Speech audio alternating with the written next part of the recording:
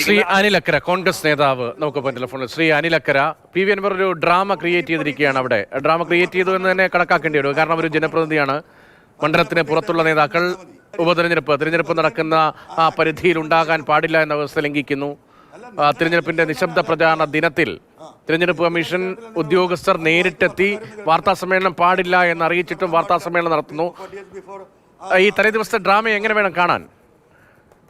ഞാൻ ഈ അൻവറിന്റെ ഡ്രാമയും ഇതൊന്നും ഈ തെരഞ്ഞെടുപ്പിൽ നമ്മളെ സംബന്ധിച്ചുള്ള വിഷയമുള്ള കാര്യമില്ല. പക്ഷെ ഇപ്പൊ അവിടെ അൻവർ പറഞ്ഞിട്ട ചില കാര്യങ്ങൾക്കകത്ത് ഇത് 25 ലക്ഷം രൂപയുടെ കള്ളപ്പണം ചെറുതി വിഷ്ണുവിന്റെ കസ്റ്റഡി ആ കൊണ്ടുവന്ന ആളുമായി ബന്ധപ്പെട്ടവരുണ്ട്. അദ്ദേഹം ചെറുത്തി സ്വദേശി ചെറുത്തിക്ക് തൊട്ടടുത്തുള്ള ഷൊർണൂരിലെ കുളി സ്വദേശിയാണ്.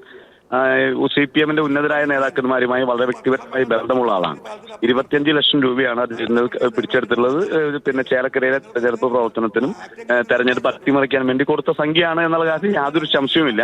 അപ്പൊ അത് നേരത്തെ ഈ വാർത്ത വന്നപ്പോൾ ഈ സോഴ്സ് കാണിക്കാൻ അവർക്ക് പറ്റിയിട്ടില്ല എന്ന് അവിടെ ഒന്ന് വിവരമുണ്ടായിരുന്നു. പക്ഷേ തിരഞ്ഞെടുപ്പുമായി ബന്ധപ്പെട്ട ഒരു കണക്ഷൻ അവർക്കുണ്ടോ എന്ന കാര്യത്തിൽ ഒരു സ്ഥിരീകരണം ഉണ്ടായിരുന്നില്ല. ഇപ്പോൾ താങ്കൾ ആ ആരോപണം ഉന്നയിക്കുകയാണ്. ഇവരുടെ പശ്ചാത്തലം എന്താണ്? ഇപ്പോൾ 3 പേർ വാഹനത്തിൽ ഉണ്ടായിരുന്നു എന്നതാണ് ഞാൻ മനസ്സിലാക്കുന്നത്. അവരുടെ പശ്ചാത്തലം എന്താണ്? നിങ്ങളൊരു ഗൗരവതരമായ ആരോപണം ഉന്നയിക്കുകയാണോ?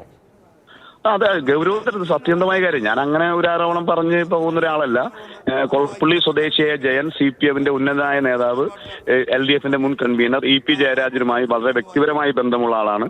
അദ്ദേഹത്തിന്റെ മനസാക്ഷിക്കാരനാണ്. പാലക്കാട് ജില്ലയിലെ അതുപോലെ തന്നെ തൃശ്ശൂർ ജില്ലയിലെയും പല ഡീലുകൾക്കും ഇടനിലക്കാരായി നിന്നിട്ടുള്ള ആളാണ് ശ്രീ ജയൻ എന്ന് പറയുന്നത്. CPM ഫണ്ടാണ്. ഒരു തർക്കമോ കാര്യത്തിനകത്തില്ല.